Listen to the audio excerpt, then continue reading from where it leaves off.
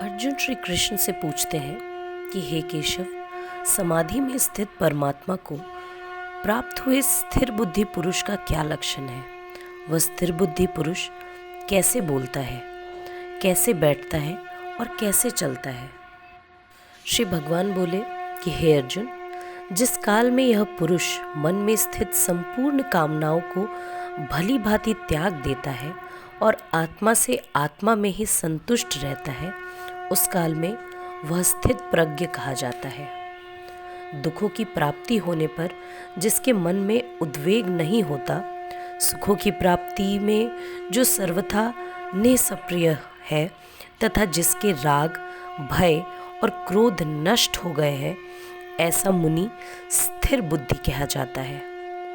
जो पुरुष सर्वत्र स्नेह रहित हुआ, उस शुभ या अशुभ वस्तु को प्राप्त होकर न प्रसन्न होता है और न द्वेष करता है, उसकी बुद्धि स्थिर है। जो कछुआ सब ओर से अपनी अंगों को जैसे समेट लेता है, वैसे ही जब यह पुरुष इंद्रियों के विषयों से इंद्रियों को सब प्रकार से हटा लेता है, तब उसकी बुद्धि स्थिर है। इंद्रियों के द्वारा विषयों को ग्रहण न करने वाले पुरुष के भी केवल विषय तो निवृत्त हो जाते हैं, परंतु उनमें रहने वाली आसक्ति निवृत्त नहीं होती। स्थित प्रज्ञ पुरुष की तो आसक्ति भी परमात्मा का साक्षात्कार करके निवृत्त हो जाती है। हे अर्जुन, आसक्ति का नाश न होने के कारण यह प्रथम स्वभाव वाली इंद्रियां यत्न करते हुए बुद्धिमान पुरुष के मन को भी बलात् हर लेती है। इसलिए साधक को चाहिए कि वह उन संपूर्ण इंद्रियों को वश में करके समाहित चित्त हुआ मेरे परायण होकर ध्यान में बैठे, क्योंकि जिस पुरुष की इंद्रियां वश में होती हैं, उसी की बुद्धि स्थिर हो जाती है। विषयों का चिंतन करने वाले पुरुष की उन विषयों में आसक्ति हो जाती है। आसक्ति से उन विषयों की कामना उत्पन्न होती है और कामना में विघ्न पड़ने से क्रोध उत्पन्न होता है। क्रोध से अत्यंत मूढ़ भाव उत्पन्न होता है। मूढ़ भाव से स्मृति में भ्रम हो जाता है। स्मृति में भ्रम हो जाने से बुद्धि अर्थात ज्ञान शक्ति का नाश हो जाता है और बुद्धि का नाश हो जाने से यह पुरुष अपनी स्थिति से गिर जाता है। परंतु अपने अधीन किए हुए अंतःकरण वाला साधक अपने वश में ही राग द्वेष रहित इंद्रियों द्वारा विषयों में विचरण करता हुआ अंतःकरण की प्रसन्नता को प्राप्त होता है।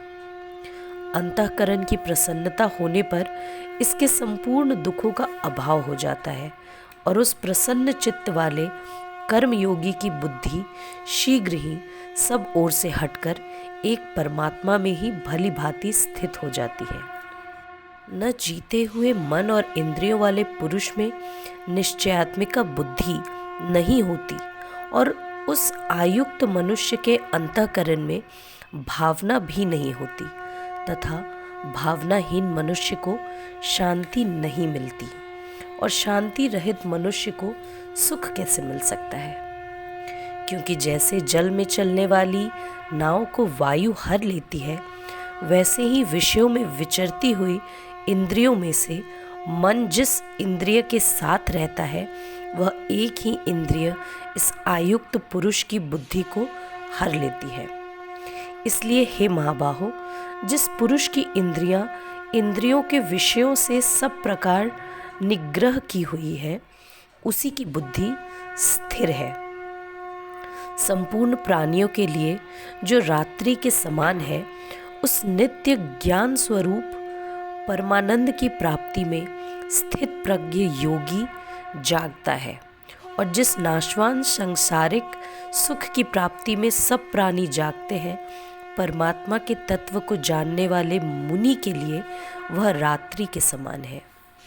जैसे नाना नदियों के जल सब ओर से परिपूर्ण अचल प्रतिष्ठा वाले समुद्र में उसको विचलित ना करते हुए ही समा जाते हैं, वैसे ही सब भोग जिस स्थित प्रज्ञ पुरुष में किसी प्रकार विकार उत्पन्न किए बिना ही समा जाते हैं, वही पुरुष परम शांति को प्राप्त होता है, भोगों को चाहने वाला नहीं। जो पुरुष संपूर्ण कामनाओं को त्याग कर ममता रहित, अहंकार रहित और स्पृहा रहित हुआ विचरता है, वही शांति को प्राप्त होता है, अर्थात वह शांति को प्राप्त है।